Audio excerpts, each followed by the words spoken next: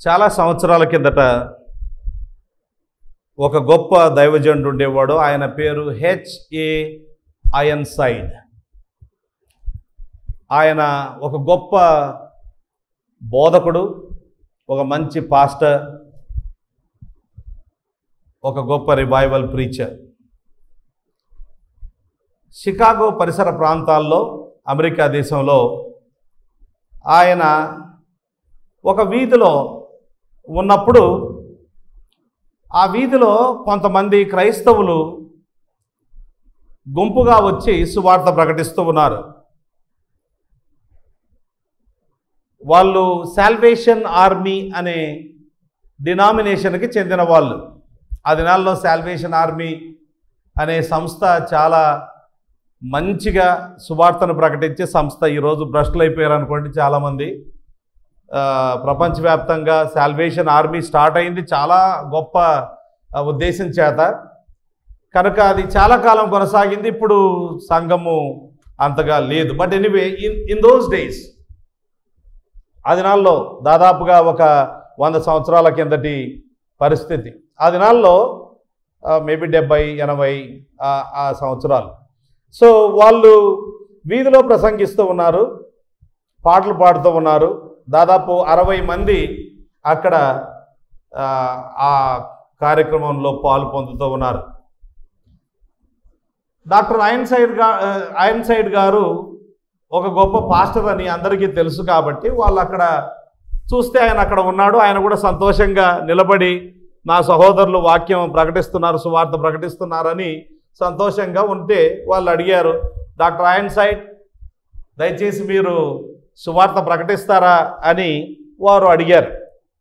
అడిగితే వెంటనే ఆయన ఒప్పుకొని సువార్త ప్రకటిస్తూ యేసు ప్రభువు తన జీవితాన్ని ఎలా మార్చాడో ఆ విషయాన్ని కూడా వారితో పంచుకుంటూ ఉన్నాడు. ప్రజలందరూ ఆసక్తితో వింటూ ఉన్నారు. he was a very great revival preacher and also a great teacher of the word of God. చాలా క్లారిటీతో చెప్తాడు కనుక చాలా ఆసక్తితో ప్రజలు వింటూ ఉన్నారు. అయితే ఆ ప్రజల్లో ఒక ఆయన మాత్రం కొంచెం ప్రత్యేకంగా కనపడ్డాడు. టోపీ పెట్టుకున్నాడు, హ్యాట్ పెట్టుకున్నాడు. ఆయన ఏదో డిస్టర్బ్ చేయాలని ప్రయత్నం చేస్తూ ఉన్నట్టుగా సైగలు చేస్తూ ఉన్నాడు. అయితే డాక్టర్ ఐరన్సైడ్ గారు ఏమీ చూడకుండా ఆయన సువార్తను ప్రకటిస్తూ ముగించిన తర్వాత ఆ వ్యక్తి, ఆ హ్యాట్ పెట్టుకున్న వ్యక్తి డాక్టర్ ఐరన్సైడ్ గారి దగ్గరికి వచ్చి ఒక కార్డు ఇచ్చాడు. ఆ కార్డులో ఒకవైపు ఆయన పేరుంది, ఆయన ఎవరో, ఎంత గొప్పవాడో, ఏం చేస్తాడో ఆ విషయం అక్కడ రాశారు. ఆ కార్డు ఇవ్వకపోయినా డాక్టర్ ఐరన్సైడ్ గారికి తెలుసు ఆ వ్యక్తి ఎవరో. ఆయన ఒక అగ్నాస్టిక్, అంటే దేవుడు ఉన్నాడో లేదో మనకు తెలియదు అని చెప్పుకునేవాళ్ళు. అంత మాత్రమే కాదు, క్రైస్తవ్యము తప్పు అని అనేకమైన ప్రదేశాలకు తిరుగుతూ ఆయన మీటింగులు పెట్టి క్రైస్తవ్యాన్ని తూలనాడేవాడు. డాక్టర్ ఐరన్సైడ్ గారికి కూడా తెలుసు ఆయన. అయితే ఆయన వచ్చి ఆ కార్డు ఇచ్చాడు, వెనక రాశాడు. ఏం రాశాడంటే, క్రిస్టియానిటీ అండ్ అగ్నాస్టిసిజం అనే ఈ అంశం మీద టౌన్ హాల్లో మనము డిబేట్ చేద్దామా అని ఆయనకు ఒక సవాలు విసిరాడట. డేట్ ఇచ్చాడు, వచ్చే ఆదివారం టౌన్ హాల్లో మనము క్రిస్టియానిటీ కరెక్టా, అగ్నాస్టిసిజం కరెక్టా, ఈ 2 విషయాల్లో తేల్చుకుందాం రా అంటే ఆయన చదివాడు. చదివిన తర్వాత ప్రజలకు కూడా తెలియాలి కదా, ప్రజల కోసం రెండవసారి గట్టిగా చదివాడు. ఇలా రాశాడు, పలాని వ్యక్తి, ఈయనను గురించి మీకు తెలుసు, అయితే నేను డిబేట్కి సిద్ధమే, కాకపోతే ఒక షరతు ఉంది, నాకు ఒక కండిషన్ ఉంది, ఆ కండిషన్ మీద అయితే నేను డిబేట్ చేస్తానన్నాడు. ఏంటి ఆ కండిషన్ అంటే ఆయన చెప్పాడు కండిషన్, ఈయనకు, ఈ అగ్నాస్టిక్ వ్యక్తికి, ఈ స్కాలర్కు నా కండిషన్ ఏంటంటే, వచ్చే ఆదివారం ఆయన 2 వ్యక్తులను తీసుకొని రావాలి. ఒక పురుషుడు ఒక స్త్రీ, ఆ ఇద్దరు ఎవరై ఉండాలి అని అంటే ఆ పురుషుడు సమాజానికి ఒక పీడ వంటి వాడుగా ఉండాలి. తన జీవితము చిందరవందరగా చేసుకున్న వాడై ఉండాలి. చిరిగిపోయిన విస్తరాకులాగా, పనికిమాలిన వ్యక్తిలాగా ఆయన జీవితము ఉండాలి. ఆయన తాగుబోతు కావచ్చు, తిరుగుబోతు కావచ్చు, ఎలాంటి వాడైనా కావచ్చు, ఒక నేరస్తుడు కావచ్చు. ఎవడూ కూడా ఇలాగా బ్రతకకూడదు, నా పిల్లలు ఇలా కాకూడదని అనుకుంటారు చూడండి. అలాంటి ఒక దుర్మార్గుడు ఆ దుర్మార్గుని తీసుకొని రావాలి. ఆ వ్యక్తి ఎవరై ఉండాలి అని అంటే ఒకానొక రోజున ఆ దుర్మార్గుడు నీ బోధ వింటూ నీవు మాట్లాడుతూ ఉంటే అగ్నాస్టిసిజం ఎంత అద్భుతం, నాకు చాలా ఆశను కలగజేస్తూ ఉంది, నా జీవితాన్ని మార్చేస్తుంది అని అనుకొని నీ అగ్నాస్టిసిజం ద్వారా మారిపోయి ఇప్పుడు లోకానికి పనికొచ్చే వ్యక్తిగా, మంచి వ్యక్తిగా, ఒక మంచి తండ్రిగా, ఒక మంచి పౌరుడిగా అందరూ ఆ వ్యక్తిని చూసి మనిషి అంటే ఇలా ఉండాలి అని అనుకునే రీతిలో ఆ వ్యక్తి ఉండాలి. అలాంటి పురుషుని ఒకరిని తీసుకురావాలి. అలాగే ఒక స్త్రీని తీసుకొని రావాలి. తన జీవితం వ్యభిచారానికి అమ్ముకొని చెల్లాచెదరు చేసుకొని జీవితం అంతా పాడు చేసుకొని అలాంటి వ్యక్తి ఒకానొక రోజున నీ బోధ విని జీవితం మార్చుకొని పవిత్రురాలైపోయి అసలు పవిత్రతకు మారుపేరుగా ఉన్న అలాంటి ఒక వ్యక్తిని తీసుకొని, ఒక స్త్రీని తీసుకొని రావాలి. నేను అడిగేది ఇద్దరిని మాత్రమే అడుగుతున్నా. కానీ నా వైపు నుంచి నేను వచ్చే వారం అసలు నాకు రావడానికి వీలు లేదు. ఎందుకంటే 3 గంటలకు నాకు ఇంకొక మీటింగ్ ఉంది. అయినప్పటికీ కూడా ఆ మీటింగ్ ముగించుకొని 4 గంటలకు నేను రావడానికి సిద్ధపడతా. ఒకవేళ నేను రాలేని పరిస్థితుల్లో ఉంటే కనుక ఆ మీటింగ్ను వేరే వాళ్ళకి అప్పచెప్పి నేను ఈ డిబేట్కి వస్తాను. కానీ నేను వచ్చేటప్పుడు 100 మందిని వెంట పెట్టుకొని వస్తాను. నేను ఏదైతే చెబుతున్నానో, ఏ సువార్త అయితే ప్రకటిస్తున్నానో ఆ సువార్త ప్రకటన విని బహు ఘోరమైన, నీచమైన, నికృష్టమైన జీవితాలు మార్చబడి పవిత్రులుగా చేయబడి దేశానికి, లోకానికి, కుటుంబాలకు ఎంతో మేలుకరంగా ఒక మనిషి అంటే ఈ విధంగా ఉండాలి అని కోరుకునే రీతిగా ఉన్న 100 మందిని, నేను చెప్పే బోధన విని మార్చబడిన 100 మందిని తీసుకొని వస్తాను. నీవు ఇద్దరిని తీసుకొని వస్తే చాలు అన్నాడు. అంటూ ఆ గ్రూప్ ఉన్నారు కదా, అక్కడ సువార్త గ్రూప్ ఉన్నారు కదా, సాల్వేషన్ ఆర్మీ గ్రూప్. అందులో ఆ గ్రూప్కు ఒక అమ్మాయి సారథ్యం వహిస్తూ ఉందట. కెప్టెన్ అంటారు రామన్. అమ్మాయి captain, will you provide me some people for next week అంటే, డాక్టర్ ఐన్సైడ్ ఇక్కడే 60 మంది ఉన్నాం కదా, ఇందులో నీవు చెప్పిన ఆ డిస్క్రిప్షన్కి, ఆ వివరణకు తగిన వాళ్ళు నా దగ్గర 40 మంది ఉన్నారు. I can give you 40 people away immediately. Okay, wonderful. ఇక్కడే 40 మంది దొరికారు నాకు. ఇంకా 60 మందిని నేను వచ్చే వారం కల్లా సిద్ధం చేసి తీసుకొని రావడం అనేది నాకేం పెద్ద విషయం ఏం కాదు, తీసుకొని వస్తాను. ఆమె అనింది, ఈ డిబేట్కు మేము ఒక పెద్ద కవాతు చేసుకుంటూ వస్తాం, నిన్ను ముందర నిలబెట్టి. అంటే వాళ్ళు ఒక ఆర్మీ టైప్లోనే ఉంటుంది. వాళ్ళ చర్చ్ కూడా స్టార్టింగ్ కూడా బూరలు ఊతారు. ఆర్మీ, రియల్గా ఆర్మీ ఎట్లా ఉంటుంది అట్లే ఉంటుంది. సో ఆ విధంగా కవాతు చేసుకుంటూ వస్తాం, ఆర్ యూ రెడీ అని ఆ వ్యక్తితో చెబితే, ఆ అగ్నాస్టిక్ వ్యక్తితో చెబితే వెటకారంగా నవ్వి అక్కడి నుంచి వెళ్ళిపోయాడు. అర్థమైందండి ఇందులో విషయం? దేవుని సువార్త, యేసు ప్రభు యొక్క సువార్తను విని కోటాను కోట్ల మంది తమ జీవితాలు సంపూర్ణంగా మార్చబడి ఎంతో దీవెనకరమైన వారుగా మార్చబడ్డారు. సువార్త ప్రకటించినప్పుడు కొంతమంది స్వీకరించి తమ జీవితాలు ధన్యం చేసుకుంటారు. అదే సువార్తను విని అదే గ్రూపులో ఉండే కొంతమంది వెటకారంగా నవ్వి అక్కడి నుంచి వెళ్ళిపోయి తమ జీవితాలు పాడు చేసుకుంటారు. విశ్వసించే వారికి దీవెన, విశ్వసించని వారికి నిత్య నాశనం.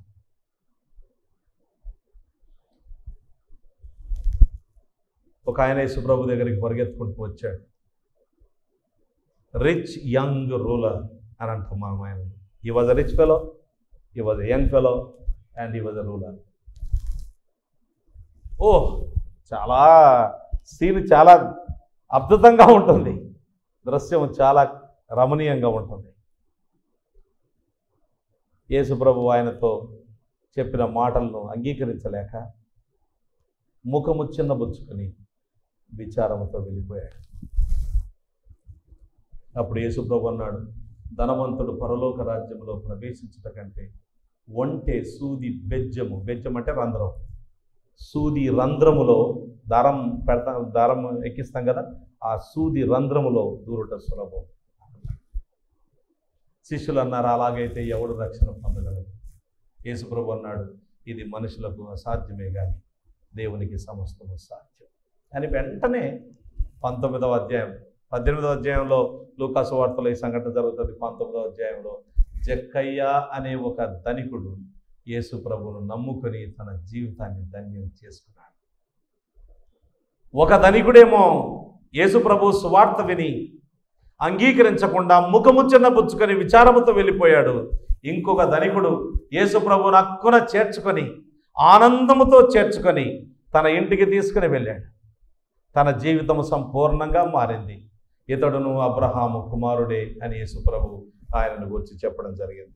ఈ దినం మనం యోహాను సువార్త 3వ అధ్యాయంలో సువార్తకు పాజిటివ్ స్పందన, నెగటివ్ స్పందన, అంటే అనుకూలమైన స్పందన ఎలా ఉంటుంది, ప్రతికూలమైన స్పందన ఎలా ఉంటుంది, అనుకూలంగా స్పందిస్తే నీకు కలిగే దీవెన ఏంటి, ప్రతికూలంగా స్పందిస్తే నీకు కలిగే నష్టం ఏంటి అన్న విషయాన్ని ధ్యానం చేసుకోబోతూ ఉన్నాం.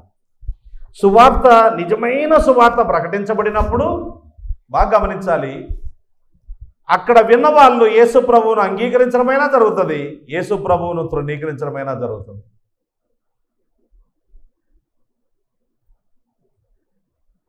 పదే పదే పదే పదే పదే పదే ఆ సత్యాలు బాగా విన్నారనుకోండి, విన్న తర్వాత యేసు ప్రభువును ప్రేమించడమైనా జరుగుతుంది, లేదా యేసు ప్రభువును ద్వేషించడమైనా జరుగుతుంది. మధ్యస్థంగా ఉండరు. పదే పదే పదే పదే పదే పదే అంత సువార్త లోతులు తెలిసిన తర్వాత ఆ వ్యక్తి యేసు ప్రభువును ప్రేమించడమైనా జరుగుతుంది, యేసు ప్రభువును ద్వేషించడమైనా జరుగుతుంది. ప్రారంభ దశలోనైతే ఏమీ తీర్మానం చేసుకోలేక వెళ్ళిపోయే అవకాశం కూడా ఉంటుంది.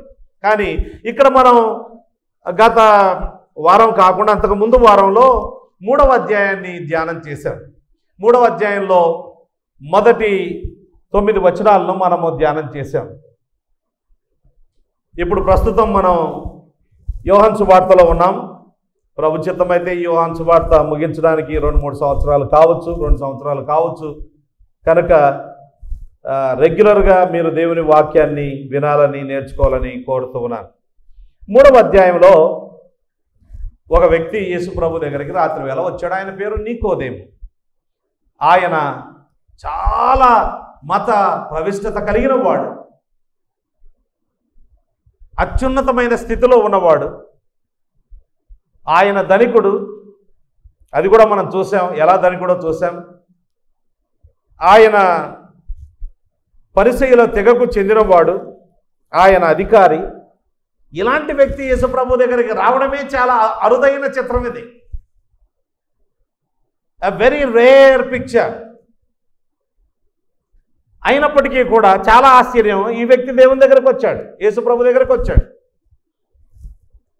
యేసు ప్రభును గూర్చి చాలా మంచిగానే చెప్పాడు. బోధకుడా, నీవు పరలోకం నుండి వచ్చిన బోధకుడమని మేము ఎరుగుదము, దేవుడు అతనికి తోడై ఉంటేనే కానీ నీవు చేసే సూచక్రియలు ఎవరు చేయలేరు అని అంటే యేసు ప్రభు శబాష్ శబాష్ శబాష్ నన్ను గురించి ఎంత అద్భుతంగా చెప్పావని చెప్పలేదు.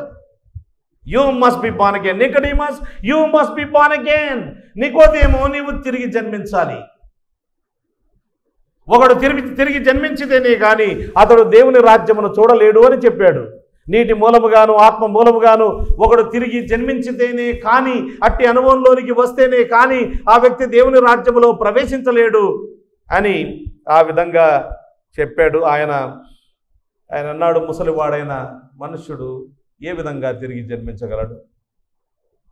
తన తల్లి గర్భమందు ప్రవేశించి తిరిగి జన్మించగలడా అంటే నికోదేం మరీ అంత తెలివిలేనోడు అనుకున్నారు. ఆయన యూదుల ఇశ్రాయేలు దేశంలో వెరీ ప్రామినెంట్ టీచర్ ఆయన. ఎందుకంటే అక్కడ వ్రాయబడింది, నీవు ఇశ్రాయేలుకు బోధకుడవై ఉండి అని. గ్రీకులో ఆర్టికల్ ఉంది, అక్కడ డెఫినెట్ ఆర్టికల్ ఉంది. You are the teacher of Israel, the teacher of Israel, very prominent person in the nation of Israel. ఇశ్రాయేల్ దేశంలో చాలా పలుకుబడి కలిగిన వాడు, చాలా పేరుగాంచిన వాడు. అందరూ ఆయన దగ్గరకు వస్తారు. ఇప్పుడు ఆయన యేసుప్రభు దగ్గరకు వచ్చాడు. జీవితంలో ఏదో ఒక లోటున్నట్టుగా ఆయన గమనించి ఉండవచ్చు. నేను ఇంత చదువుతున్నాను, ఇంత భక్తి నేను కలిగి ఉన్నాను, ఇంత డబ్బు ఉంది, ఇంత పేరు ప్రతిష్టలు ఉన్నాయి, పలుకుబడి ఉంది, ఇతరులకు నేను ధర్మశాస్త్రాన్ని బోధించే బోధకుడిగా పేరుగాంచాను, కానీ నాకే ఏదో లోటున్నట్టుగా అనిపిస్తూ ఉంది. ఆ లోటును తీర్చగలిగిన వాడు నజరేయుడైన యేసు అని యేసు ప్రభు దగ్గరికి అలాంటి వ్యక్తి వచ్చాడు. కనుక ఆయనకి ఏమీ తెలియదు అనుకునేరు. ఆయన ఏమంటున్నాడంటే, ఏంటయ్యా నేను ఇంతవరకు చేసిందంతా కూడా పనికిరాదా? పరలోకానికి వెళ్ళడానికి కనీసం 2 మెట్లన్నా ఎక్కడానికి పనికిరాదా? 1000 మెట్లు ఉన్నాయనుకోండి, 2 మెట్లన్నా కనీసం అంటే అసలు రాంగ్ రూట్లో పోయినావయ్యా నువ్వు. రూటే రాంగ్, ఆపోజిట్ డైరెక్షన్కి వెళ్ళావు నువ్వు. అసలు నువ్వు వెళ్తూ ఉన్నది నరకానికి వెళ్తూ పరలోకం అనుకుంటూ ఉన్నావు. ఇది నరకం కానీ, నరకపు ద్వారం కానీ ఇది పరలోక ద్వారము, పరలోక గవిని అని నీవు అనుకుంటూ ఉన్నావు. No, you have to take 180 degree turn, right about turn తీసుకోవాలి. నీవు ఇంతవరకు వీపును చూపించావే, ఆ మార్గంలో ఇప్పుడు ముఖం చూపించి ఆ మార్గంలో వెళ్ళాలి అంటే మరి నేను ఇంత భక్తిని పట్టానే, ఇంత దేవుని వాక్యాన్ని పఠించి నేర్చుకొని దేశంలోని అగ్రశ్రేణి బోధకుడనయ్యానే, ఇదంతా ఏమీ పనికిరాదా అంటే ఏమీ పనికిరాదు. మరి ఏబిసిడీలతో నన్ను స్టార్ట్ చేయమంటారా అని అంటే అంతే కదా, వాళ్ళతో స్టార్ట్ చేయాలి నువ్వు కొత్తగా. నీ నీతి క్రియలన్నీ కూడా మురికి గుడ్డలు. ఉగ్రత దినమందు నీ ఆస్తి అక్కరకు రాదు, పేరు ప్రతిష్టలు మాయ, అవి వట్టి ఊపిరి వంటివి, గాలి బుడగ వంటివి. దేవుని వాక్యాన్ని బాగా చదివామంటే సాధారణకి నీకంటే ఎక్కువ తెలుసు. Yes, you are the teacher of Israel. You didn't understand Old Testament properly. పాత నిబంధనను సరిగ్గా నీవు ఊరికే చదివితే చాలదు, సరిగ్గా వివరించాలి, సరిగ్గా అర్థం చేసుకోవాలి, ప్రాపర్ అండర్స్టాండింగ్ ఉండాలి. You don't have a proper understanding అని అవన్నీ ఆయనతో చెప్పడం జరిగింది. ఇదంతా దేవుడు చేసే పనయ్యా అని చాలా స్పష్టంగా యేసు ప్రభువు చెప్పాడు. చెబితే ఇప్పుడు చూడండి 3వ అధ్యాయం 9 నుంచి చదువుకుందాం. ఓకే, 9 నుంచి. అందుకు నికోదేము ఈ సంగతులు ఎలాగూ సాధ్యములని ఆయన అడగగా, యేసు ఇట్లా, నేను నీవు ఇశ్రాయేలుకు బోధకుడవై ఉండి వీటిని ఎరగవా? మేము ఎరిగిన సంగతియే చెప్పుచున్నాము, చూచిన దానికే సాక్ష్యం ఇచ్చుచున్నాము. మా సాక్ష్యము మీరు అంగీకరింపరని, అండర్లైన్ చేసుకోండి, అంగీకరింపరని నీతో నిశ్చయముగా చెప్పుచున్నాను. భూ సంబంధమైన సంగతులు నేను మీతో చెబితే మీరు నమ్మకున్నప్పుడు పరలోక సంబంధమైనవి మీతో చెప్పిన యెడల ఎలాగూ నమ్ముదురు? మరియు పరలోకము నుండి దిగి వచ్చిన వాడే, అనగా పరలోకములో ఉండు మనుష్య కుమారుడే తప్ప పరలోకములకు ఎక్కిపోయిన వాడెవడునూ లేడు. అరణ్యములో మోసే సర్పమును ఎలాగూ ఎత్తినో అలాగే విశ్వసించు ప్రతివాడును నశింపక ఆయన ద్వారా నిత్యజీవం పొందినట్లు మనుష్య కుమారుడు ఎత్తబడవలెను. దేవుడు లోకమును ఎంతో ప్రేమించెను, కాగా ఆయన తన అద్వితీయ కుమారునిగా పుట్టిన వానియందు విశ్వాసముంచు ప్రతివాడును నశింపక నిత్య జీవము పొందినట్లు ఆయనను అనుగ్రహించెను. లోకము తన కుమారుని ద్వారా రక్షణ పొందుటకే కానీ లోకమునకు తీర్పు తీర్చుటకు దేవుడు ఆయనను లోకములోనికి పంపలేదు. ఆయన యందు విశ్వాసముంచు వానికి తీర్పు తీర్చబడదు. విశ్వసింపని వాడు దేవుని అద్వితీయ కుమారుని నామమందు విశ్వాసముంచలేదు గనక వానికి ఇంతకు మునిపే తీర్పు తీర్చబడెను. ఆ తీర్పు ఇదే, వెలుగు లోకంలోనికి వచ్చెను, గాని తమ క్రియలు చెడ్డవైనందున మనుష్యులు వెలుగును ప్రేమింపక చీకటినే ప్రేమించని. దుష్కార్యము చేయి ప్రతివాడు వెలుగును ద్వేషించును, తన క్రియలు దుష్క్రియలుగా కనబడకుండానట్లు వెలుగునొద్దకు రాడు. సత్యవర్తనుడైతే తన క్రియలు దేవుని మూలముగా చేయబడి ఉన్నవని ప్రత్యక్షపరచబడినట్లు వెలుగునొద్దకు వచ్చును. చాలా వచనాలు చదువుకున్నాం, చాలా ధ్యానం చేయొచ్చు, కానీ నేను ఈ రోజులోనే ఈ లేఖన భాగాన్ని ముగించాలి అని ఒక తీర్మానం చేసుకున్నాను. సో ఇక్కడ మనకేముంది అని అంటే సువార్తకు స్పందన. సువార్త చెప్పేశాడు యేసుప్రభు, ఎప్పుడు స్పందన చెప్పిన తర్వాత ఇంకేమైనా చెప్పేది అంటే ఇంకా నువ్వు చేసేదే ఉంది. ఇప్పుడు చెప్పాడు సువార్త, ఆ తర్వాత నీ స్పందన మీద ఆధారపడి ఉంటుంది. నీవు స్పందించాలి అంటూ ఆ స్పందనలో 2 రకాల స్పందనలు ఇక్కడ చూపిస్తాడు. ఒకటి అవిశ్వాసం ఉంచడం, రెండవది విశ్వాసం ఉంచడం.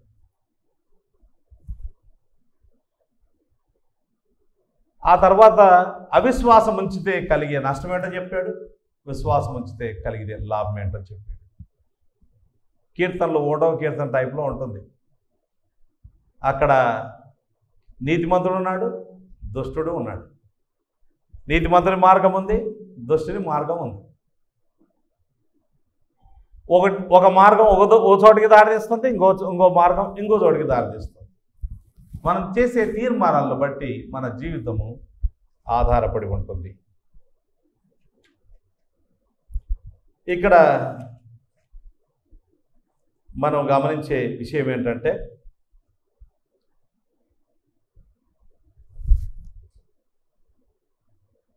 ఆ వ్యక్తి యేసుప్రభువును వెంటనే నమ్ముకున్నట్టుగా లేదు. నికోదేము, ఇంగ్లీష్లో నికోడీమస్ అంటారు, నికోదేము యేసుప్రభువును నమ్ముకున్నట్టుగా లేదు. చూడండి, అక్కడ మీరు నమ్మకున్నప్పుడు మీరు అంగీకరింపరు అనే మాట చూస్తాం. మీరు నమ్మకున్నప్పుడు మీరు అంగీకరింపరు. ఇక్కడ యేసుప్రభువును ఆయన అంగీకరించినట్టుగా లేదు. 12వ వచనం వరకు మనం చూస్తే గనక, నీవు ఇశ్రాయేలుకు బోధకుడవై ఉండి వీటిని ఎరగవా. మనం గతసారి ధ్యానం చేసినప్పుడు మనం చూసాం, యెహెజ్కేలు గ్రంథం 36వ అధ్యాయంలో ఈ విషయాలు ఉన్నాయి. మీకు అర్థం కాలేదా ఆ విషయం? ఇర్మియా గ్రంథం 31వ అధ్యాయంలో ఈ విషయాలు ఉన్నాయి. మీకు అర్థం కాలేదా ఆ విషయం? మనిషి రాతి గుండ కలిగిన వాడు, దేవుడు ఆ వ్యక్తికి మాంసపు గుండె అనుగ్రహిస్తాడు. తన ధర్మశాస్త్రాన్ని ఆ వ్యక్తి హృదయంలో రాస్తాడు, హృదయం మీద రాస్తాడు. ఇంతకుముందు అదంటే ఇష్టం లేని వ్యక్తి ఇప్పుడు ఇష్టపడడం ప్రారంభిస్తాడు. మార్పు వస్తుంది, నిజమైన మార్పు. దీని గురించి నీవు ఎరగవా అంటూ, మేమైతే ఇక్కడ యేసుప్రభు మేము అంటున్నాడు. మేమంటే ఎవరు? యేసుప్రభు ఖచ్చితంగా ఆయన మాట్లాడుతూ ఉన్నాడు కాబట్టి ఆయన శిష్యులు అప్పటికే యోహాను, అంద్రెయ్య, పేతురు, యాకోబు, ఆ తర్వాత ఫిలిప్పు, నతనయేలు అంటే బర్తలోమై, ఇంకో పేరు ఆయనకు. నతనయేలు అంటే బర్తలోమై, బర్తాలమ్యూ అంటారు ఇంగ్లీష్లో. బర్తలోమై, వీళ్ళు ఈ సత్యాన్ని అర్థం చేసుకున్నారు, ఈ సత్యాలను అంగీకరించారు, ఈ సత్యాలను మీరు తెలియజేస్తున్నారు, సాక్ష్యం ఇస్తూ ఉన్నారు. ఆల్రెడీ అక్కడ 1వ అధ్యాయంలో మనం చూస్తాం, మేము మెస్సియాను కనుగొంటిమి అని చెప్పారు. ఫిలిప్పు కూడా అలాగే మేము మెస్సియాను కనుగొన్నాం అని చెప్పారు. మేము ఎరుగుదాము ఈ విషయం, మేము ఎరిగిన సంగతి చెప్పుచున్నాము, చూచిన దానికే సాక్ష్యం ఇచ్చుచున్నాము. యేసుక్రీస్తు ప్రభువు మెస్సియాని, దేవుడని, సృష్టికర్తయ్యని 2వ అధ్యాయము 1వ వచనము నుంచి మనం చదివితే అక్కడ యేసుక్రీస్తు ప్రభువు నీటిని ద్రాక్షరసముగా మార్చిన ఆ సందర్భము అది సూచన. సూచన అంటే దాని అర్థం ఏంటంటే ఇట్ సిగ్నిఫైస్ సంథింగ్ ఎల్స్ అని అర్థం. ఆ విషయం మరొక విషయాన్ని తెలియజేస్తుంది. ఏం తెలియజేస్తుంది అని అంటే యేసుక్రీస్తు ప్రభువు సృష్టికర్త అని తెలియజేస్తుంది. యేసుక్రీస్తు ప్రభువు జీవితాలు మారుస్తాడు అని తెలియజేస్తూ ఉంది. మామూలు నీళ్ళని తీసుకొని, మేబీ అవి ఏమంటారు, డర్టీ వాటర్ అయి ఉండొచ్చు. డర్టీ అంటే మరీ డర్టీ వాటర్ కాదు, ఆ దినాల్లో water was very much contaminated. అలాంటి కంటామినేటెడ్ వాటర్ని తీసుకొని ప్రశస్తమైన అందరూ కోరుకునే ద్రాక్షరసముగా ఆయన మార్చాడు. యేసు ప్రభువు జీవితాలను మారుస్తాడు, ఎవరినైనా మార్చగలుగుతాడు. ఆయనకు అసాధ్యమైనది ఏమీ లేదు. ఒక దొంగను ధారాళమైన వ్యక్తిగా, దాతృత్వమైన వ్యక్తిగా మార్చగలిగిన సత్తా ఆయనలో ఉంది. కేవలం అపవిత్రని తీసుకొని పవిత్రమైన వ్యక్తిగా మార్చే ఆ శక్తి ఆయనకున్నది. మేము ఈ విషయాలను మేము ఎరిగిన సంగతి చెప్పుచున్నాము, చూచిన దానికే సాక్ష్యం ఇచ్చుచున్నాము. ఇంకా ఇందులో మేము అనే దాంట్లో యోహాను కూడా ఉన్నాడు. యోహాను యేసు ప్రభువును చూసి behold the lamb of God which takes away the sin of the world అని చెప్పాడు. ఇదిగో లోక పాపమును మోసుకొని పోవు దేవుని గొర్రెపిల్ల. లోకములో మనుషులందరూ ఆయన యందు విశ్వాసం ఉంచి వెంచబో వారందరూ వారి జీవితంలో, వారి అకౌంట్లో ఉండే ఆ పాపం అంతా కూడా ఒక మూటగా చేసి పాపము అని సింగులర్లో రాశారు. పాపాలు కాదు, పాపము అంటే మొత్తం ఆ పాపాల మూట అంతా యేసు ప్రభు మీద పెడితే ఆయన ఒక్కడే ఆ పాపాల మూట భరించగలిగిన వాడు. ఆయన ఒక్కడే ఆ పాపాల కొరకు శిక్షను అనుభవించిన వాడు అని యేసు ప్రభు ఆయనకు చెబుతూ ఉన్నాడు. అయితే మా సాక్ష్యము మీరు, ఇప్పుడు నీవు కాదు, మీరు అంగీకరింపరని నీతో నిశ్చయముగా చెప్తున్నాను. మీరంటే ఎవరు? ఇక్కడ దేశం, the whole country of Israel. 1వ అధ్యాయంలోనే ఉంది 11వ వచనములో, ఆయన తన స్వకీయుల యొద్దకు వచ్చెను, ఆయన స్వకీయులు ఆయనను అంగీకరింపలే. He came unto his own and his own received him not అనంది. His own people did not receive him. The whole nation, as a nation, they rejected him. యేసు ప్రభు యొక్క శిలువ దృశ్యం అది. ఇంకా శిలువకు వేయలేదు, తీర్పు తీర్చబడుతున్నాడు ఆయన. పొంతి పిలాతు గవర్నర్గా ఉన్న దినాలని యేసు ఆయన ఎదురు నిలవబడి ఉన్నాడు. పస్కా పండుగ సమీపంగా ఉంది. పస్కా పండుగ రోజు ఒక ఖైదీని విడుదల చేయుట వాడుక ఆ దేశంలో. మన దేశంలో కూడా, ప్రపంచ దేశాలు చాలా దేశాల్లో ఉండొచ్చు ఇవి. ఒక మంచి సందర్భాన్ని చూసుకొని ఖైదీలను విడుదల చేస్తారు. ఇప్పుడు రేపటి 15వ తారీఖున చాలామంది ఖైదీలను విడుదల చేస్తారు మన దేశంలో. ఎవ్రీ ఇయర్ విడుదల చేస్తారు. అలా కొన్ని ప్రశస్తమైన దేశానికి సంబంధించిన ఇంపార్టెంట్ డేట్స్ ఉంటాయి కదా, ఆ డేట్స్లో విడుదల చేస్తారు. అలాగే విడుదల చేసే దినం యేసు ప్రభువును విడుదల చేద్దామని పిలాతు కోరుకుంటూ, ఇంకో వ్యక్తి కూడా ఉన్నాడు, ఆయన బరబ్బా, ఒక దొంగ, బందిపోటు దొంగ, నేరస్తుడు. కరుణామయుడు సినిమా చూస్తే అందులో బరబ్బా సీన్ రియల్గా ఆ గ్రూప్కి చెందినవాడే. భలే రీసెర్చ్ చేశారు వాళ్ళు. అలాంటి వాడు ఎంతోమంది జీవితాలను నాశనం చేసిన వాడు, ప్రభుత్వానికి వ్యతిరేకంగా తిరుగుబాటు చేసిన వాడు, తమ ఉనికి కాపాడుకోవడానికి తమ ప్రజలనైనా ఇబ్బందులు పెడతారు, రోమా సైన్యం మీదైనా విరుచుకుపడతారు. అలాంటి దుర్మార్గుడు ఒకవైపు, ఏ పాపం మెరుగని యేసుక్రీస్తు ప్రభు, పరిశుద్ధుడు, నిర్దోషి, నిష్కల్మషుడు, పాపులలో చేరక ప్రత్యేకముగా ఉన్న యేసు ప్రభు మరొక వైపు. నేను మీ కొరకు ఎవరిని విడుదల చేయాలి అని అంటే దేశం ఎవరిని కోరుకున్నారు? మాకు బరబ్బాని విడుదల చేయమన్నారు. We want బరబ్బాస్. బరబ్బాని మాకు విడుదల చేయమని కోరుకున్నారు.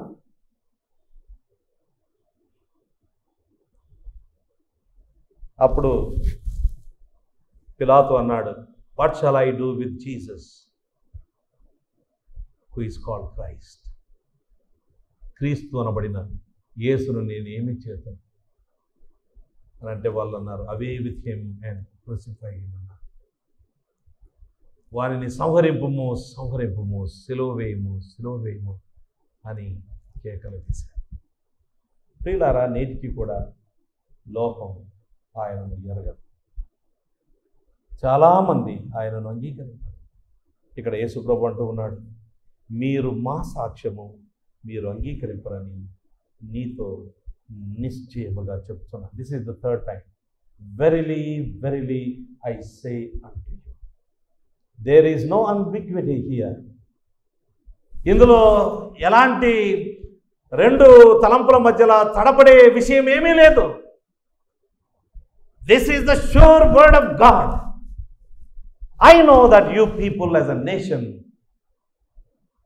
reject me and reject our testimony.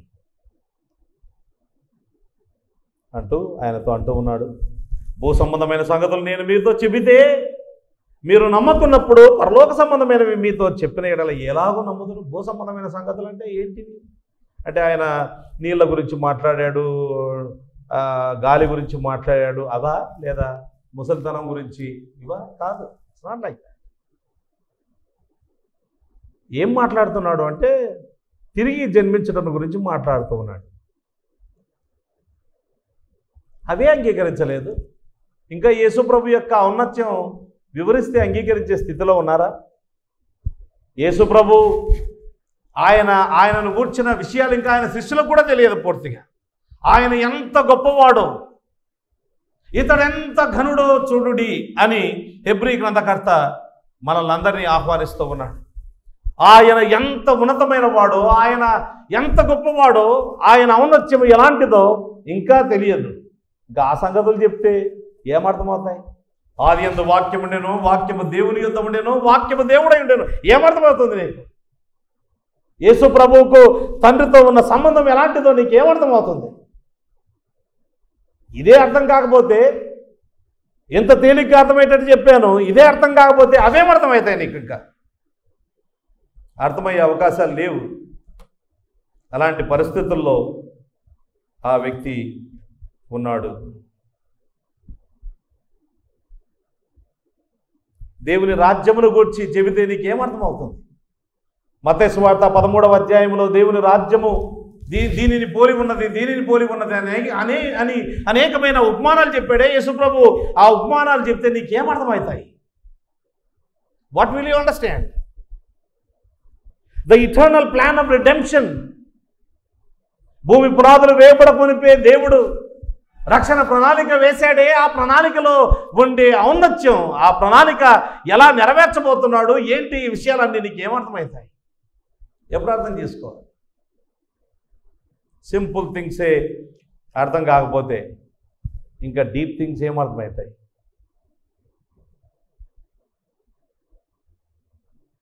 మీరు ఎలాగో నమ్ముదరు అని చెప్పి ఆయన అంటూ ఉన్నాడు. పాత నిబంధనలో ఆయన పాత నిబంధన బాగా ఎరిగిన వాడు, బోధకుడు, పాత నిబంధన బోధకుడు, old testament scholar of the highest order in the nation, the teacher of Israel. ఇశ్రాయేలీయులలో అగ్రశ్రేణి పండితోత్తముడు.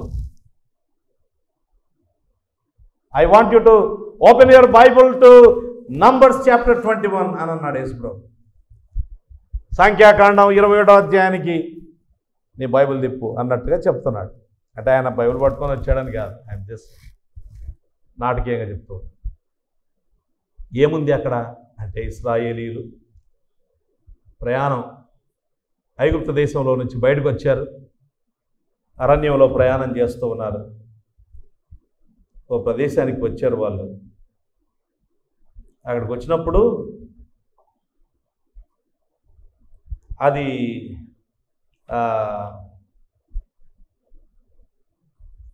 ఇప్పుడు ప్రస్తుతం చెప్పాలి అంటే పెట్రా అనే ప్లేస్ ఉంటుంది. ఆ పెట్రా అనే area the most dangerous place.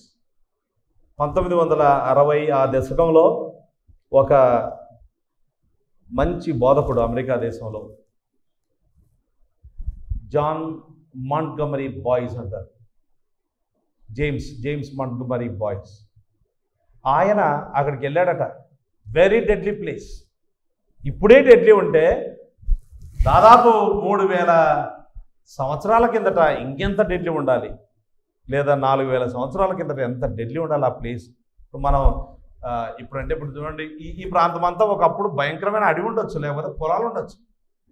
మీరు కొంతమంది చూసి ఉండొచ్చు, ఇవన్నీ పొలాలే. ఇప్పుడు మనలో చాలామంది చూసాం, ఇట్లా వెళ్ళిపోతే చక్రీపురం దాటి అలా వెళ్ళిపోయాం అనుకోండి, అవన్నీ పొలాలు ఒకప్పుడు. కొన్ని ప్లేసెస్కి వెళ్ళడం చాలా కష్టం. అలాంటి ప్లేస్లోకి వచ్చారు, వచ్చి మోషే మీద అహరోను మీద సనిగారు. సనిగితే దేవునికి కోపం వచ్చింది. దేవుడు విషపూరితమైన తాపకరమైన పాములను పంపాడు, సర్పాలను పంపాడు. అవి వచ్చాయి, మనుషుల్ని కాటేసి చంపేస్తూ ఉన్నాయి.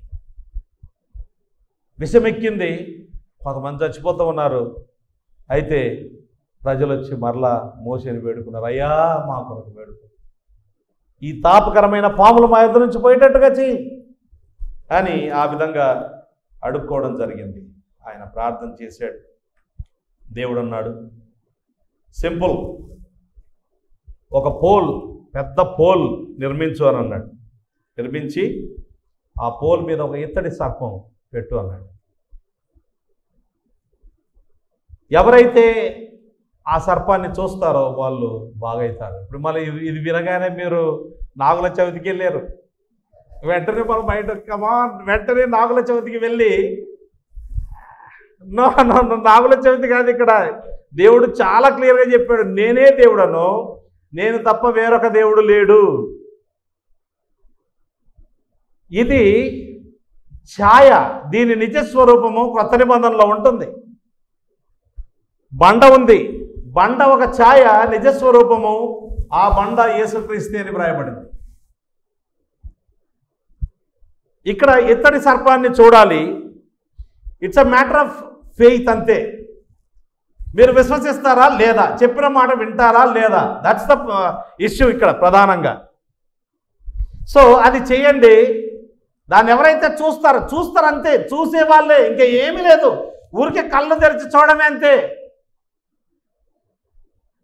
ఆ విషము విపరీతంగా ఎక్కి కళ్ళు అలా మూసుకొని పోతున్నా, ఇంకా ప్రాణం ఉంది. మీ బంధువులకు చెప్తున్నారు, ఒక్క క్షణం నీ కళ్ళు తెరువు, ఇదిగో ఆ ఇతని సర్పాన్ని చూడు అని అంటే, ఏమొస్తుంది అని అనుకొని చూడని వాళ్ళందరూ కూడా చచ్చిపోయారు, చూసిన వాళ్ళందరూ బ్రతికారు. ఇప్పుడు యేసు ప్రభు దాన్ని తనకు అన్వయించుకున్నాడు. అంటే అక్కడ ఛాయ, ఇక్కడ నిజస్వరూపం. చూడండి, ఇక్కడ 14వ వచనంలో, అరణ్యములో మోషే సర్పమును ఎలాగు ఎత్తెనో, అందుకంటే ముందు 13వ వచనం చదివితే, మరియు పరలోకము నుండి దిగి వచ్చిన వాడే, అనగా పరలోకములో ఉండు అని, రెండో కింద ఫుట్ నోట్స్లో పరలోకములో ఉండు అన్న మాట విడిచిపెట్టబడి ఉన్నది. The best manuscripts does not have this part, కనుక you don't argue from this. ఇది ఏమంటున్నాడు అంటే సింపుల్గా, మరియు పరలోకం నుండి దిగి వచ్చిన వాడే తప్ప పరలోకములకు ఎక్కిపోయిన వాడెవడును లేడు.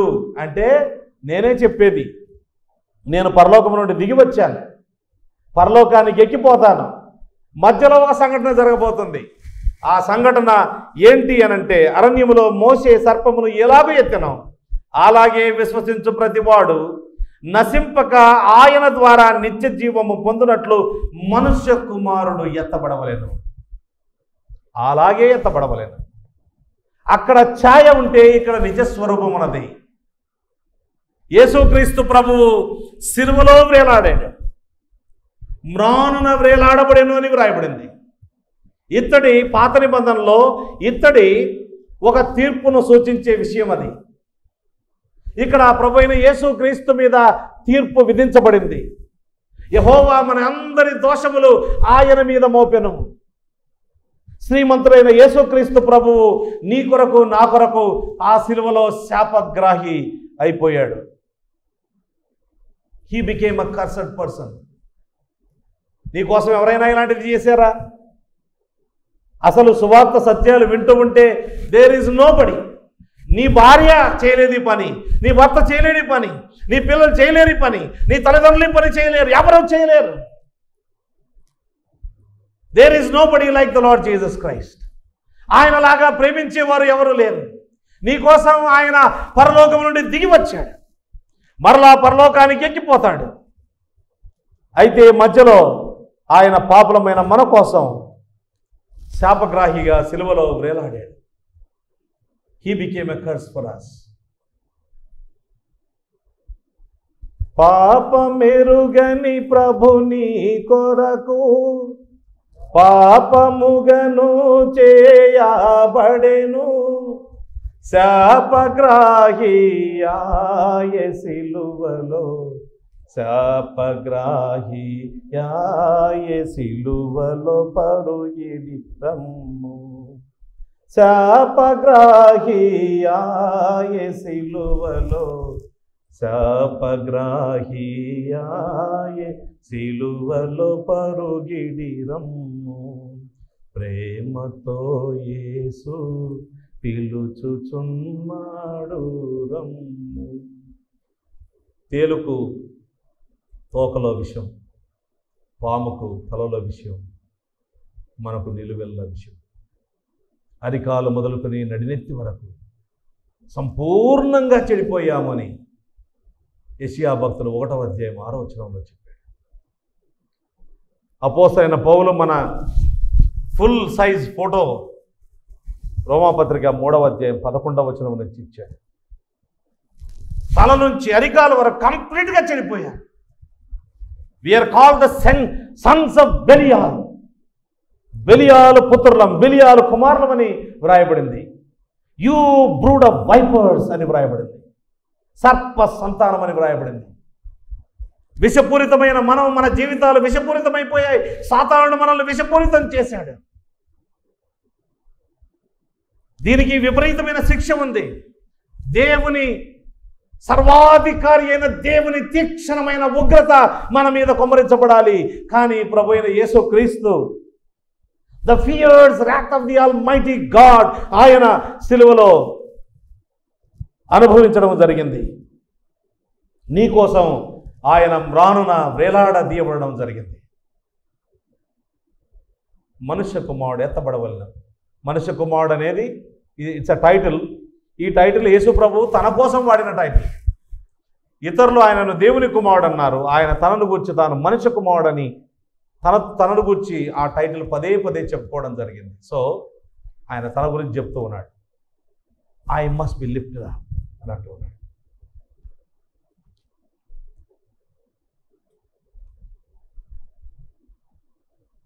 దేవుడు లోకమును ఎంతో ప్రేమించాడు. ఈ మాటలు ఎవరు చెప్పారు? 16వ వచనం నుంచి చివరి వరకు ఎవరు చెప్పారు? యేసుప్రభు చెప్పాడా, లేదా దీని మెడిటేషన్, దీని ధ్యానం యోహాను సువార్త రాసిన యోహాన్ చెప్పాడా అంటే దీని మీద చాలా వివరణలు ఉన్నాయి. నేను చాలా చదివాను. అయితే సింపుల్గా యోహాన్ రాశాడని చెప్పుకోవచ్చు. This is what John is writing. My friends, నేను రాస్తున్నా. ఎందుకోసం రాశాడు ఆయన? 20వ అధ్యాయం 30-31 వచనాల్లో యేసే దేవుని కుమారుడైన క్రీస్తుని మీరు నమ్మునట్లును, నమ్మి ఆయన ద్వారా విశ్వసించి నిత్య జీవము పొందినట్లును ఈ మాటలను నేను మీకోసం రాశాను. సో అక్కడితో నికోదేముతో యేసుక్రీస్తు ప్రభు చేసిన ఆ కన్వర్జేషన్ ఆగిపోయింది. అబ్రప్ట్గా ఆగిపోయింది. మనం కూడా సువార్త ప్రకటించేటప్పుడు కొన్నిసార్లు సువార్త అబ్రప్ట్గా ఆగిపోతుంది. They don't want to listen anymore. They just want to just stop there. I don't think I can take it anymore. ఇంకా దీన్ని నేను వినేంత ఓపిక లేదు, నాకు ఆ సహనం లేదు, నేను వినలేను, ఇంకా ఆపేస్తా అంటే ఆపు, ఇంకా పూర్తిగా చెప్పలేదని బలవంతంగా చెప్పకూడదు. వదిలిపెట్టేసేయాలంటే వదిలిపెట్టారు. యేసు ప్రభువును అలాగే వదిలిపెట్టాడు చాలామందిని. సువార్తను చదవాలి. అందుకే మనం మత్తయి, మార్కు, లూకా, యోహాను బాగా చదివితే సువార్త ఎలా ప్రకటించాలి, యేసు ప్రభు ఎలా చేశాడు, ఏంటి, ఇలాంటి విషయాలు మనకు బాగా అర్థమవుతాయి. ఇక్కడ ఆయన అంటాడు, for God so love the world. ఈ ఫర్ అనే మాట గార్, గ్రీక్లో గార్ అనే పదం వాడారు. ఇది జోహన్నైన్ స్పెషల్, అంటే యోహాన్ యొక్క స్పెషల్. ఆయన భాష విధానం అది, ఆయన రాసిన మాటల యొక్క విధానం. ఇక్కడ దేవుని కుమారుడు, అద్వితీయ కుమారుడు అనే పదం ఇట్ ఈస్ జోహన్నైన్ స్టైల్. కనుక యోహానే రాశాడు అని చెప్పడానికి ఆయన స్టైల్, ఆయన రాసిన విధానం మనము మిగతా 1 యోహాను, 2వ యోహాను, 3వ యోహాను, ఆ తర్వాత ప్రకటన గ్రంథం చదివి ఈ మాటలు చదివితే what do we understand? We understand these are the words are the meditations of John the elder. యోహాన్ రాస్తూ ఉన్నాడు, దేవుడు లోకమును ఎంతో ప్రేమించాడు. ఒక ఆయన అంటే హావభావాలు ఉండాలి ప్రసంగం చేసేటప్పుడు. ఆయన పదే ఒక రకమైన దాన్ని ఫాలో అవుతుంటాడు. నేను కూడా మీరు నన్ను చూస్తూ ఒకటే టైప్ ఉన్నాడు అని అనుకోవచ్చు. అది ఒక వ్యక్తి అలా ఉంటారు. ఇక్కడ God so loved the world అన్నమాట అనొచ్చా ఇట్లా? సో అంటే ఇలా అనాలి, దేవుడు లోకమును ఎంతో ప్రేమించాడు. ఎంతో అని ఇంత ఇలా చూపించకూడదు, ఎంతో ప్రేమించాడు. కాగా ఆయన తన ద్వితీయ కుమారునిగా పుట్టిన వాని యందు విశ్వాసం ఉంచు ప్రతి వాడును నశింపక నిత్య జీవము పొందినట్లు ఆయనను అనుగ్రహించను. ప్రపంచంలో సువార్థికులు ఈ వచనం వాడకుండా సువార్త చెప్పరేమో అన్నంతగా ఉంటుంది ఈ వచనం. ఏ భాషలోకైనా కొత్తగా బైబిల్ తర్జుమా చేయాలి అని అంటే ఫస్ట్ వాళ్ళు జాన్ 3:16 తర్జుమా చేస్తారట. This is very important verse in the Bible. Most important verse in the Bible. You cannot miss it. We have to memorize it. దీన్ని మెమరైజ్ చేయాలి, కంఠస్థం చేయాలి. For God so loved the world that he gave his only begotten son, that whoever believes in him will not perish but have everlasting life. దీని మీదనే చాలా రోజులు చెప్పొచ్చు, కానీ మనకు సమయము లేదు కాబట్టి మనం వాటి జోలికి వెళ్ళం. ఇంగ్లాండ్ దేశంలో అమెరికా దేశం నుంచి ఇంగ్లాండ్ దేశానికి వాక్య పరిచర్య చేయడానికి డిఎల్ మూడీ అనే ఒక గొప్ప సువార్థికుడు. బిల్లీగ్రామ్ తెలుసు మనకు. బిల్లీగ్రామ్ కంటే ముందు కాలంలో డిఎల్ మూడీ బిల్లీగ్రామ్ అంత గొప్పవాడు.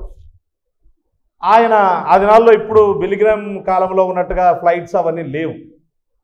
ఓడ ప్రయాణం చేయాలి, లేకపోతే వేరే విధంగా ప్రయాణాలు చేయాలి. ఆయన ఇంగ్లాండ్కి వెళ్ళాడు, వాక్యం చెప్పాడు. చెప్పినప్పుడు ఒక యవనస్తుడు ఆయనకు తారసపడ్డాడు, యవన పాస్టర్. ఆయన పేరు మూర్ హౌస్.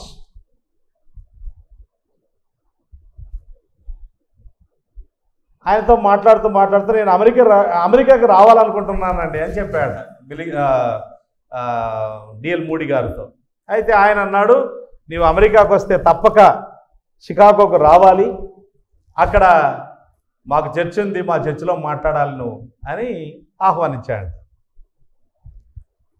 నిజంగానే వస్తే చూద్దాంలే అన్నట్టుగా ఆ మాట ఇచ్చాడు. ఒకనొక రోజున ఫోన్ వచ్చింది, ఫోన్ లేవు అది నాళ్ళు, ఇంకా టెలిగ్రామ్ పోయింది. Telegram, I am in New York, Moorhouse coming to your church అని మూర్ హౌస్ అని పంపించాడు. అంటే ఫుల్ స్టాప్ కూడా. మీరు ఎప్పుడైనా పంపించారా? అవి టెలిగ్రాఫ్స్ పంపించారా? ఈవెన్ ఫుల్ స్టాప్ కూడా డబ్బులు వేస్తారు. యూ హ్యావ్ టు చాలా జాగ్రత్తగా పంపించాలి. ఒక పదాలు ఎక్కువ బాగా ఇంకా వివరిస్తాం, దీన్ని నేను వివరించాననుకోండి జోబి కాలైపోద్ది. సింపుల్గా రాయాలి. సో అలా రాశాడు. రాస్తే ఈయనకు గుండె జారిపోయినంత పని అయింది. పెద్ద చర్చిది. ఒక యవనస్తుడు వస్తే ఆ యవనస్తుడు ఎట్లా ప్రసంగం చేస్తాడు ఎప్పుడు వినలేదు. ఆయన వస్తే నేను మాట అయితే ఇచ్చాను, ఏం చేయాలి, ఆయనకు ప్రసంగం ఇవ్వాలి అని చాలా బాధపడుతున్నాడు. బట్ ఎనీవే వచ్చాడు. బట్ ఈయన ఒక వారం రోజులు వేరే చోటికి మినిస్ట్రీకి వెళ్తున్నాడు మీటింగ్లకు. తన భార్యతోనూ తర్వాత సంఘ నాయకులతోనూ పిలిచి చెప్పాడు, ఓ యవనస్తు వస్తాడు, ఒక అవకాశం ఇవ్వండి ఆయనకు వాక్యం చెప్పడానికి. బాగా చెప్తే మరొక రోజు అవకాశం ఇవ్వండి. అది నాల్లో వారాల తరబడి, కొన్నిసార్లు నెల రోజులు కూడా కంటిన్యూస్గా రివైవల్ మీటింగ్స్ చేసేవాళ్ళు. అట్లాంటి కల్చర్ ఉండేది.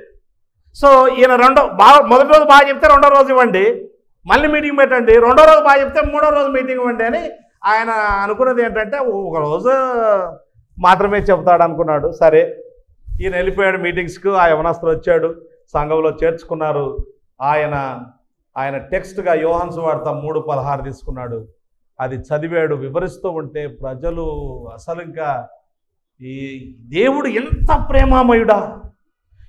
ప్రేమామయుడా అని ఆశ్చర్యములో ఏడ్చే వాళ్ళు ఏడుస్తున్నారు, సంతోషపడే వాళ్ళు సంతోషపడుతున్నారు, అన్ని రకాలైన అనుభూతులు వచ్చేసాయి.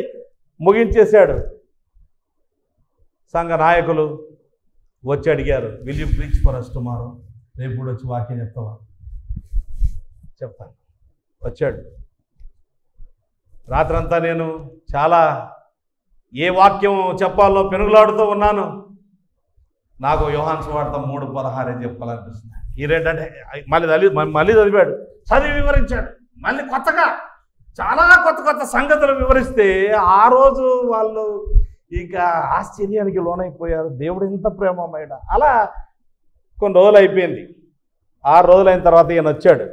ఈయన వచ్చి వాళ్ళ భార్యను, ఆయన వెళ్ళిపోయాడా అబ్బాయి, మూర్ హౌస్ వెళ్ళిపోయాడంటే, ఎక్కడున్నాడు? ఈయన టౌన్లో ఉన్నాడు. We are going to have a meeting. ఈరోజు కూడా ఆయన వాక్యం చెప్తున్నాడు, నువ్వు వచ్చి వినాలి. నువ్వు ఎప్పుడు చెప్పలేదు అట్లా, భార్యనే అంటది, వేరే వాళ్ళు అనరు. సో ఆయనలాగా యవనస్తునిలాగా నీవు నీ జీవితంలో ఎన్నడూ చెప్పలేదు. అవును, ఏం చెప్పాడు? వచ్చాడు ఆయన. ఆ రోజు ప్రపంచ ప్రఖ్యాతిగాంచిన ఇవాంజలిస్ట్ ఆయన. ఆయన అక్కడ కూర్చున్నాడు, యవనస్తు ఇక్కడ నిలబడి రాత్రి నేను చాలా ప్రార్థనలో పెనుగులాడుతూ ఉన్నాను. ఏం చెప్పాలి, ఏ టెక్స్ట్ తీసుకోవాలి చెప్పాలి అని, లేఖన భాగం తీసుకోవాలని ఎంతో ప్రయత్నం చేశాను. దేవుడు నాకు మరలా యోహాను 3:16 ఇచ్చాడు. యోహాను 3:16 ఆకాశానికి పరలోకానికి నిచ్చెన వంటిది. ఈ నిచ్చెనను నేను ఎక్కుతూ ఉన్నా. 1 మెట్టు ఎక్కా, 2వ మెట్టు ఎక్కా, 3వ మెట్టు ఎక్కా, 4వ మెట్టు ఎక్కా. అలా ఎక్కి పరలోకంలోనికి తొంగి చూస్తూ ఉన్నా. పరలోకంలో ఏం జరుగుతూ ఉంది, అక్కడ ఎవరెవరు ఉన్నారు అని. అక్కడ ఇదిగో నికోదేము అనేవాడు ఉన్నాడు. నికోదేము యేసు ప్రభువుని నమ్ముకున్నాడు. నికోదేము ఎలా మార్పు చెందాడు. ఆ తర్వాత అక్కడ ఒక వ్యభిచారిగా పేరుగాంచిన ఒక సమరయ స్త్రీ కనపడింది అని అలా చెప్పుకుంటూ పోతూ ఉంటే ఆ దైవజనుడు ఏడుస్తూ కూర్చున్నాడట. And his life changed forever and his message changed forever. దేవుని ప్రేమకు అవధులు లేవండి, దాన్ని వివరించలేము. స్విట్జర్లాండ్లో ఒక గొప్ప పండితులకే పండితుడు ఆయన పేరు curl Barth. Of course, he was not a very sound theologian, but he was a theologian of greatest sort అన్నట్టు. ఆయన దాంట్లో నియో ఆర్థడాక్స్ థియోలోజియన్ అంట. ఒకసారి అమెరికాలో ఆయనను పిలిచి వాక్యం చెప్పమని అడిగారు.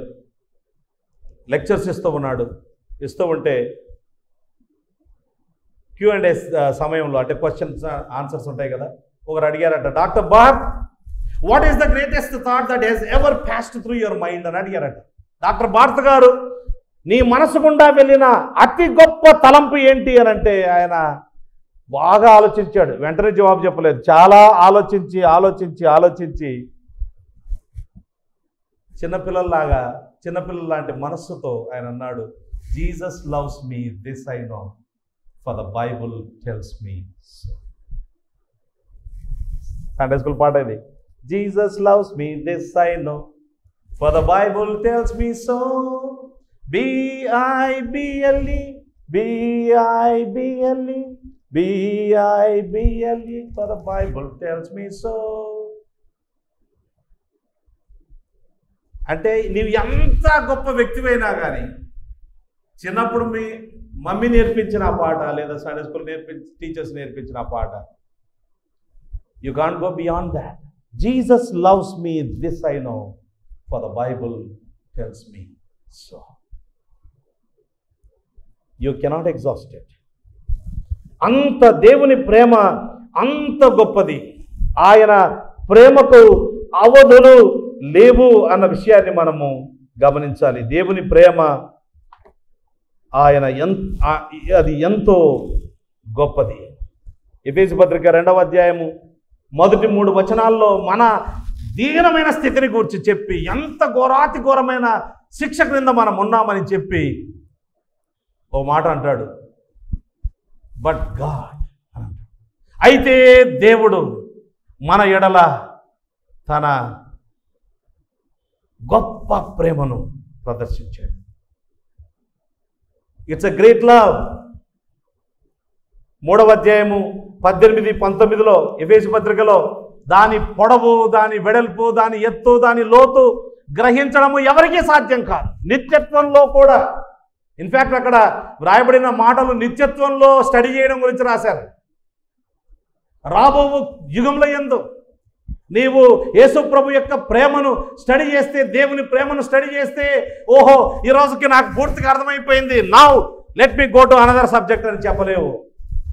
అంత లోతు ఉంటుంది, అంత ఎత్తు ఉంటుంది, అంత పొడవు ఉంటుంది, అంత విశాలంగా ఉంటుంది. It is infinite love, it is sacrificial love. యోహాను సువార్త 3:16లో దేవుడు లోకాన్ని ఎంతో ప్రేమించి తన కుమారుణ్ణి పాప ప్రాయశ్చిత్తముగా ఉండడానికి లోకానికి పంపించాడు. It's a sacrificial love, it's a love beyond compare, indescribable love. దేవుని ప్రేమ ఎంత గొప్పదో వర్ణనాతీతం.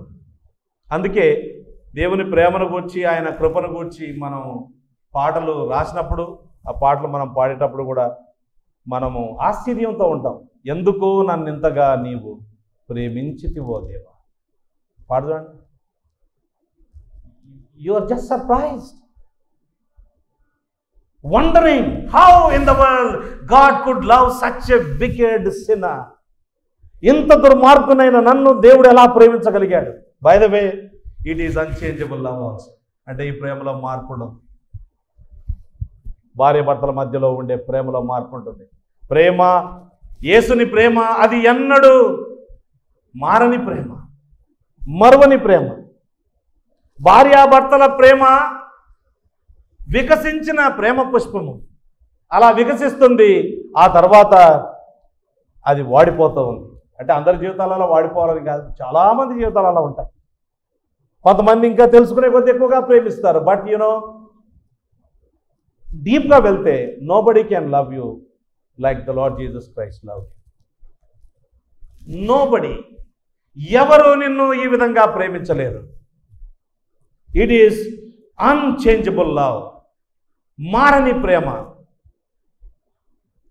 స్టోరీ తెలుసుకోవాలి అని అంటే మనం హోషియా గ్రంథంకి వెళ్ళాలి. హోషియా జీవిత చరిత్ర చదివితే మారని ప్రేమ అర్థమైంది. సరే, మనం ముందుకు సాగిపోదాం. ఇలాంటి ప్రేమతో దేవుడు ఆయనను మనల్ని ప్రేమించాడు. లోకము తన కుమారుని ద్వారా రక్షణ పొందుటకే రక్షణ పొందుటకే ఆయనను పంపించాడు. కానీ లోకమునకు తీర్పు తీర్చుటకు దేవుడు ఆయనను లోకములోనికి పంపలేదు. ఆ తర్వాత మిగతా విషయాలు ఏమున్నాయి చెబుతారు. సరే, this is the gospel. Again మళ్ళీ చెప్పాడు. జాన్ చెప్తూ ఉన్నాడు, ఇప్పుడు యోహాన్ మనకు చెప్తూ ఉన్నాడు, ఎంతగా దేవుడు నిన్ను ప్రేమించాడు. నా ball is in your court. నువ్వు చేయాల తీర్మానం. ఏం తీర్మానం చేస్తావు? రెండే రకాల తీర్మానాలు. ఒకటి, ఆయన యందు విశ్వాసం ఉంచడం. రెండవ, ఆయన తృణీకరించడం. విశ్వాసం ఉంచితే నీవు నిత్య జీవం పొందుకుంటావు. విశ్వాసం ఉంచితే నీకు తీర్పు తీర్చబడదు. విశ్వాసం ఉంచితే నీవు నశించవు. విశ్వాసం ఉంచితే నీవు పరలోకానికి వెళ్తావు. విశ్వాసము ఉంచితే నీవు వెలుగును ప్రేమిస్తావు. విశ్వాసం ఉంచితే నీ జీవితం మారిపోతుంది. విశ్వాసం ఉంచితే దేవుడే నీ హృదయంలోనికి వస్తాడు. దేవుడు నీ తండ్రి అవుతాడు. విశ్వాసం ఉంచితే ఎన్నో లాభాలు. విశ్వాసం ఉంచకపోతే ఏం జరుగుతూ ఉంది అంటే నీవు నశిస్తావని. నశించుట అనే మాటకు అర్థం ఏంటంటే నీ జీవితం పాడు చేసుకుంటావని. నిత్యము పాడు చేసుకుంటావు. ఒక రోజు 2 రోజులు కాదు.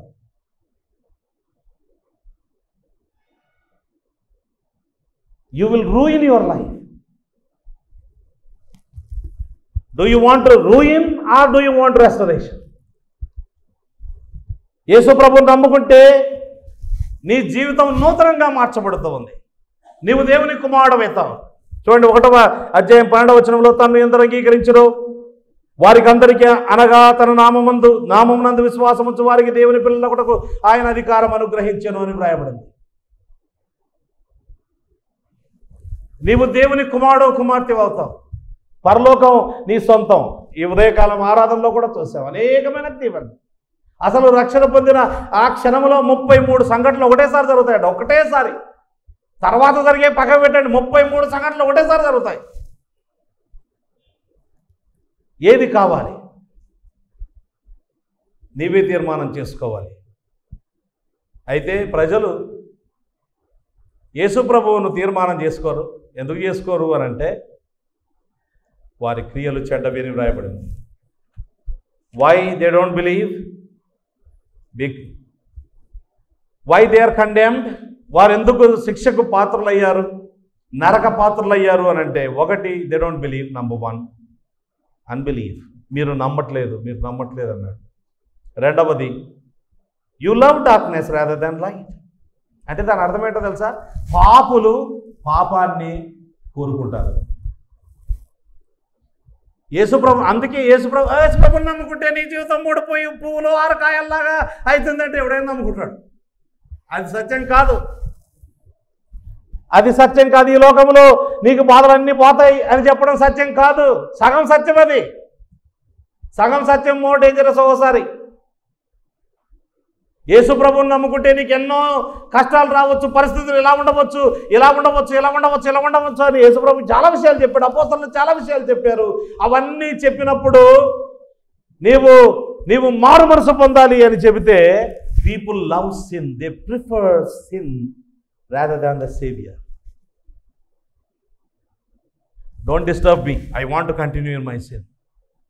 నా పాప జీవితంలో నేను కొనసాగాలనుకుంటాను. Don't disturb me, I will not accept it. They love darkness rather than light. And ఇంకా కొంచెం దూరం వెళ్ళి, దుష్కార్యము చేయి ప్రతివాడు వెలుగును ద్వేషించుచున్నాడన్నది. చీకటిని ప్రేమించడంతో ఆగిపోవట్లేదు. వెలుగు అంటే ఇష్టం లేదు. ఎందుకు అనంటే అక్కడ రాయబడ్డాయి, తన క్రియలు దుష్క్రియలుగా కనబడకుండాన్నట్లు వెలుగునకు రావడం. Lot of people don't want to believe in the Lord Jesus Christ because they want to continue in sin. ఎందుకు ఇంకా యేసు ప్రభువును మనలో కూడా కొంతమంది మన కుటుంబాల్లో సువార్తను వింటూ ఉన్నారు. ఎందుకు నమ్ముకోవట్లేదు అంటే, you want to continue in sin. You hate truth, you hate light, సత్యాన్ని. యేసు ప్రభువే ఈ వెలుగు, యేసు ప్రభువే ఈ సత్యం. You don't love him, you don't want. ఎందుకంటే పెనుమార్పులు చోటు చేసుకుంటాయి. అదొద్దు, పాపంలో కొనసాగాలి అనే కోరిక ఉండడం.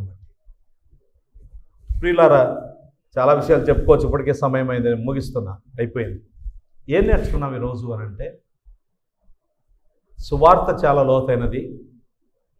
దాన్ని గూర్చి మనము సువార్తను విన్నప్పుడు 2 స్పందనలు ప్రధానంగా ఉంటాయి. ఒకటి విశ్వసించడం, రెండవది విశ్వసించకపోవడం. 2 స్పందనలు 2 గమ్యాలకు దారితీస్తాయి. నీవు విశ్వసిస్తే పరలోకానికి వెళ్తావు. విశ్వసించడం వల్ల నీకు క్రీస్తులో అనేక లాభాలు ఉన్నాయి, నో డౌట్ అబౌట్ దాట్. అవి నిత్యం ఉండేవి. విశ్వసించకపోతే నీకు ఆల్రెడీ తీర్పు తీర్చబడింది. దేవుని ఉగ్రత నీ మీద నిలిచి ఉన్నది. You are already condemned. కనుక దేవుని ఉగ్రతను తప్పించుకోవడానికి వెంటనే తక్షణమే ప్రభు అయిన యేసు దగ్గరికి పరిగెత్తుకుంటూ రావాలి. విశ్వసించిన మనము ఈ సత్యాలు వింటూ ఉండగా, ఈ సత్యాలను తలపోస్తూ, ఈ సత్యాలు మనము అన్వయింప చేసుకుంటూ, ఓ ప్రభువా, నా జీవితంలో నీవు ఎంత గొప్ప కార్యం చేశావు అని దేవునికి కృతజ్ఞతాస్తుతులు చెల్లిస్తూ ఈ సువార్తను మనం ఇతరులకు తీసుకుని వెళ్ళాలి. యోహాను ఈ సువార్తను పంచుకున్న రీతిగా, God so loved the world అని, దేవుడు లోకాన్ని ఎంతో ప్రేమించాడు అని ఆ విధంగా చెప్పిన రీతిగా మనం కూడా ఈ సువార్తను లోకానికి పంచాలి. దేవుడి మాటలు మన కొరకై దీవించుగాక.